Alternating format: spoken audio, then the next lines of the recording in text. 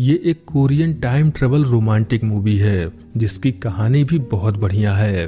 दूर जंगल एक गांव में डॉक्टर किम अपने एक साथी के साथ यहाँ मेडिकल हेल्प के लिए आया हुआ था। मौसम खराब होने के कारण ये दोनों जल्दी से इस गांव से जा रहे थे। तभी एक बूढ़ा आदमी किम को रोक लेता है। उसके पास एक बच्चा था जिसे मेडिकल हेल्प की ज़रूरत थी, लेकिन किम यहाँ नहीं रुक सकता था। अगर वो यहाँ रुका तो रात इसे यहीं बितानी होगी। डॉक्टर किम को उस बच्चे पर दया आ जाती है और वो हेलीकॉप्टर से उतर जाता है, जिसके बाद किम उस बच्चे का इलाज करते हैं। उस बूढ़े आदमी से बात करने पर इसे पता चलता है कि वो बच्चा इस बूढ़े आदमी को मंदिर के बाहर से मिला। खैर, वो बूढ़ा आदमी डॉक्टर किम का धन्यवाद करता है और इसे एक छोटी सी शीशी देता है जिसमें कुछ गोलियां थी। वो बूढ़ा किम को बताता है कि इस गोली को खाने से इन्हें बहुत अच्छी नींद आएगी। इसके बाद ये सीन यहीं कट होकर 1985 का समय दिखाया जाता है, जहां हम यंग किम को देखते हैं जो एक डॉल्फिन शो देखने आया हुआ था। इस शो में किम की गर्लफ्रेंड एना डॉल्फिन से करतब करवा रही थी। किम ये शो देखते देखते सो गया था। शो खत्म होने के बाद एना इस पर गुस्सा करती है कि ये कभी भी इसका पूरा शो नहीं देखता, मगर किम इसको किसी तरह मना लेता है। असल में किम अभी डॉक्टर की पढ़ाई कर रहा है, इसलिए ज़्यादातर बिजी ही रहता है। किम और एना अलग अलग शहर में रहते हैं। किम एना से मिलने के बाद यहाँ से जा रहा था। तब एना किम को बोलती है कि इन्हें जल्दी शादी कर लेना चाहिए क्योंकि एना को बेबी चाहिए। ये सुनकर किम थोड़ा परेशान हो जाता है। इसे लगता है कि अभी सही समय नहीं है शादी करने का। ये एना को बोलता है कि इसे सोचने का थोड़ा टाइम दे। इसके बाद जब एना अपने काम पर आती है तब यहाँ इसको एक छोटा सा डॉग मिलता है। एना को ये डॉग बहुत प्यारा लगता है, इसलिए वो इसे अपने पास रख लेती है। इस तरफ किम अपने स्टेशन पर उतरकर एना को फोन करता है। तभी इसके बगल वाले फोन बूथ में कोई आदमी बहुत खांस रहा था। किम उस आदमी की मदद करने की कोशिश करता है। असल में वो आदमी कोई और नहीं बल्कि ओल्ड किम है। ये यहाँ पर कैसे आया ये हम थोड़ी देर बाद जानेंगे। खैर, ओल्ड किम अपने सामने अपने ही जवान रूप को देखकर हैरान था। ओल्ड किम कंफर्म करने के लिए उसका नाम पूछता है, जिस पर वो अपना नाम किम ही बताता है। ओल्ड किम बहुत खांस रहा था, इसलिए यंग किम उसको अपना रुमाल देता है। ओल्ड किम को कुछ समझ नहीं आता कि ये यहाँ कैसे आ गया। इसकी तबीयत खराब हो रही थी। वो भागकर पास के एक बाथरूम में घुस जाता है। किम को याद आता है कि वो रुमाल जो इसने उस आदमी को दिया, वो रुमाल इसे एना ने दिया था। इसलिए किम उस रुमाल को लेने उसी बाथरूम में जाता है, मगर अब यहाँ पर कोई नहीं था। इसके बाद वापस 2015 का समय दिखाया जाता है, जहाँ डॉक्टर किम प्लेन के टॉयलेट में जागते हैं। इन्हें लगता है कि ये कोई सपना देख रहे थे। हॉस्पिटल आकर ये अपना रिपोर्ट देखते हैं, क्योंकि कुछ टाइम से इन्हें बहुत खांसी आ रही थी। रिपोर्ट में किम को पता चलता है कि इसको कैंसर है। उसका कारण था कि ये बहुत सिगरेट पीता था। अब इसके पास लगभग 6 महीने का टाइम बचा है। इसके अगले सीन में किम अपने बेस्ट फ्रेंड डोंग के साथ एक बीच पर आया हुआ था। ये डोंग को इसके साथ जो भी हुआ उसे सब कुछ बता रहा था। डोंग कहता है कि तुम्हें जरूर कोई गलत फहमी हुई है। किसी गोली को खाने के बाद तुम टाइम ट्रेवल करके समय में 30 साल पीछे चले गए, ये तो नामुमकिन है। ठीक इसी समय 1984 में भी डोंग और किम इसी बीच पर थे। किम डोंग को बताता है कि एना शादी करने के लिए कह रही है, लेकिन मैं अभी तैयार नहीं हूँ। डोंग इसे समझाता है कि उसका कहना सही है, तुम दोनों काफी टाइम से एक साथ हो, तुम्हें जल्दी शादी कर लेना चाहिए। इस तरफ ओल्ड किम अपने घर आया हुआ था। इसकी बेटी इसको फोन पर कह रही थी कि ये अपना ख्याल रखें और टाइम से खाना खाएं। असल में किम अपनी सेहत का जरा भी ध्यान नहीं रखता था। इसने अपनी बेटी को अभी तक ये नहीं बताया कि इसको कैंसर है। ये उस बूढ़े आदमी की दी हुई गोली को देखकर सोचता है कि वो वैसे भी मरने ही वाला है। ये फिर से उसमें से एक गोली खाकर सो जाता है। इस तरफ एना उस छोटे डॉग को किम के पास छोड़ने आई थी। एना को जल्दी ही वापस जाना था, इसलिए वो घर के अंदर भी नहीं आती और वो डॉग किम को देकर इसका अच्छे से ध्यान रखने के लिए कहकर चली जाती है। किम इस डॉग का नाम पोटैटो रखता है और जब वो इस डॉग के साथ खेल रहा था तभी यहाँ ओल्ड किम आता है। ओल्ड किम को देखकर यंग किम घबरा जाता है। ओल्ड किम इसको समझाता है कि ये इसी का फ्यूचर रूप है, इसका नाम किम है और ये एक डॉक्टर है। जवान किम को लगता है कि शायद ये कोई पागल है जो ऐसी बकवास कर रहा है। ये इसको अपने घर से जाने को कहता है, अगर ये नहीं गया तो वो पुलिस बुलाएगा। ओल्ड किम कहता है पुलिस यानी तुम डोंग को बुलाओगे। दरअसल इसका जो दोस्त था वो एक पुलिस वाला था। फिर किम इसको एक सीक्रेट बताता है जो सिर्फ किम को ही पता था। वो इसे कहता है कि बचपन में हमारे डैड हमको बहुत मारते थे। ये इसको अपना निशान भी दिखाता है, मगर यंग किम इस पर यकीन नहीं कर रहा था। तभी इसे फिर से खांसी आने लगती है। ये भागकर अपने समय में आ जाता है। इस तरफ किम अपने दोस्त डोंग के पास आकर उसको सब कुछ बताता है। ओल्ड किम अपना लाइटर यहीं भूल गया था। ये डोंग को उस लाइटर से उस आदमी का फिंगरप्रिंट निकालने को कहता है। डोंग इसे समझाता है कि ये इतना आसान नहीं है, इसमें थोड़ा टाइम लगेगा। इस तरफ ओल्ड किम अपने घर आकर सब कुछ समझने की कोशिश कर रहा था। अब इसे पूरा यकीन हो गया था कि गोली खाने के बाद ये टाइम ट्रेवल करके समय में 30 साल पीछे चला जाता है।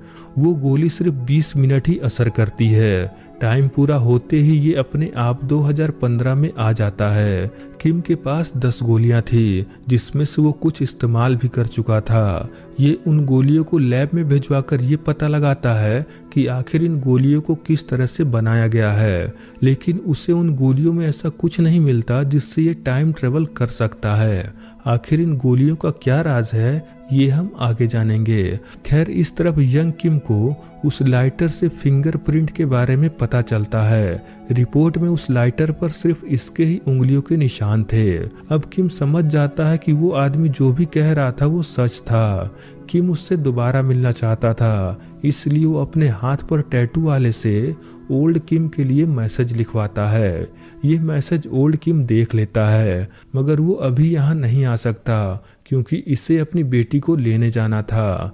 जब ये अपनी बेटी को लेकर घर आ रहा था, जिसका नाम हारू है, वो किम से कहती है कि ये इसको कहीं घुमाने ले जाएं। किम इसको कहता है कि तुम जानती हो मेरा काम कैसा है, मैं बहुत बिजी रहता हूँ, लेकिन तुम इतने दिन बाद आई हो इसलिए हम दोनों जरूर घूमने जाएंगे। घर आकर जब ये दोनों खाना खा रहे थे तभी हारू अपने डैड की मेडिकल रिपोर्ट देख लेती है। क्योंकि ये भी डॉक्टर बनने वाली थी, तब इसे सब कुछ समझ में आ जाता है। ये अपने डैड पर बहुत नाराज होती है। ये बात इन्होंने इसे क्यों नहीं बताया? अगर ये अपनी सेहत का ख्याल रखते तो ये सब न होता। किम अपनी बेटी को समझाता है कि इसे अमेरिका अपनी माँ के पास चले जाना चाहिए, वहीं रहकर ये अपनी डॉक्टर की पढ़ाई करे। अब वैसे भी ये जल्द ही मरने वाला है। हारू अपने डैड की ऐसी हालत देखकर बहुत इमोशनल हो जाती है। अगले दिन किम फिर से वो गोली खाकर यंग किम से मिलता है। ये इसको अपने हाथ पर लिखा हुआ मैसेज दिखाता है। ये दोनों एना का डॉल्फिन शो देखने आए हुए थे। यंग किम इससे पूछता है कि फ्यूचर में सब कैसा है। ओल्ड किम इसको बताता है कि सब कुछ इसी तरह है, बस कुछ टेक्नोलॉजी बढ़ गई है। अगर मुझसे पूछो तो मुझे तो यही समय पसंद है। ओल्ड किम एना को जी भर के देखकर यहाँ से जाने लगता है। तब यंग किम उससे पूछता है कि तुम उसे ऐसे क्यों देख रहे थे, क्या फ्यूचर में तुम दोनों साथ नहीं हो? किम इसे बताना नहीं चाहता था, लेकिन फिर भी इसे बताना पड़ता है कि एना फ्यूचर में नहीं है, वो मर चुकी है। ये इससे कुछ और पूछ पाता, तभी किम यहाँ से गायब होकर अपने समय में आ जाता है। इसके बाद जब किम एना से मिलता है तब वो काफी उदास था। इसके दिमाग में बस यही चल रहा था कि अगर एना इसकी जिंदगी में नहीं रही तब ये कैसे जिएगा। आखिर एना कैसे मरने वाली है, ये जानने के लिए ओल्ड किम को ये फिर से मैसेज लिखता है, जो मैसेज गाना सुनने के डिस्क पर लिखा था। किम जब दोबारा इससे मिलने आता है तब यंग किम इससे बोलता है कि तुमने मुझे पूरी बात नहीं बताई, तुम मुझे बताओ कि एना कैसे मरने वाली है ताकि मैं उसे बचा सकूं। तब ओल्ड किम इसको बोलता है कि मैं ऐसा नहीं कर सकता, अब मेरी एक बेटी है, अगर तुमने एना को बचा लिया तो मेरी बेटी भी गायब हो जाएगी और मैं ऐसा नहीं चाहता। अब इन दोनों के सामने बहुत बड़ी परेशानी थी। यंग किम को कुछ समझ नहीं आ रहा था कि ये क्या करे। ये किसी तरह एना को बचाना चाहता था। तब ओल्ड किम इसको बोलता कि अगर तुम उसे जिंदा देखना चाहते हो तो एक रास्ता है, तुम्हें एना से ब्रेकअप करना होगा। अगर तुम ऐसा कर देते हो तो एना भी जिंदा रहेगी और मेरी बेटी भी। बस यही एक आखिरी रास्ता है। ये बात जानकर किम अपने दिल पर पत्थर रखकर एना से ब्रेकअप कर लेता है। एना के पूछने पर किम इसे बताता है कि इसे ना शादी करनी है और ना ही इसे बच्चे पसंद हैं, इसलिए आज के बाद ये दोनों कभी नहीं मिलेंगे। एना ये बात मानने को तैयार नहीं थी। तब किम इसको गुस्से में डांटते हुए यहाँ से जाने को कहता है। ये सब होने के बाद यंग किम ओल्ड किम पर बहुत गुस्सा करता है। इसका कहना था कि इसने इसकी ज़िंदगी बर्बाद कर दिया। अगर ऐसा नहीं होता तो एना डॉल्फिन को ट्रेन करने के चक्कर में मारी जाती। तभी यहाँ किम का फ्रेंड डोंग आता है। किम बहुत परेशान था, इसलिए वो गुस्से में आकर डोंग को भी गाली देकर अपनी दोस्ती तोड़ देता है। 2015 में जब किम डोंग से मिलने जाता है तब उसका कहना था कि ये दोनों 30 साल बाद मिल रहे हैं और ये तो ऐसे बात कर रहा है जैसे ये दोनों अभी भी दोस्त हैं। इस तरफ जब किम अपने घर आता है तब इसे एना की भेजी हुई किताब मिलती है जिसमें इन दोनों के कुछ खूबसूरत फोटो थे। एना ने उसमें लिखा था कि ये इसको एक और चांस देना चाहती है, अगर ये इससे मिलना चाहता है तो ये आ सकता है। दरअसल अब एना किम की जिंदगी से बहुत दूर जा रही थी, इसलिए जाने से पहले वो किम को बुलाती है। किम ये सब देखकर ओल्ड किम की बातें भूलकर एना से मिलने जाने लगता है।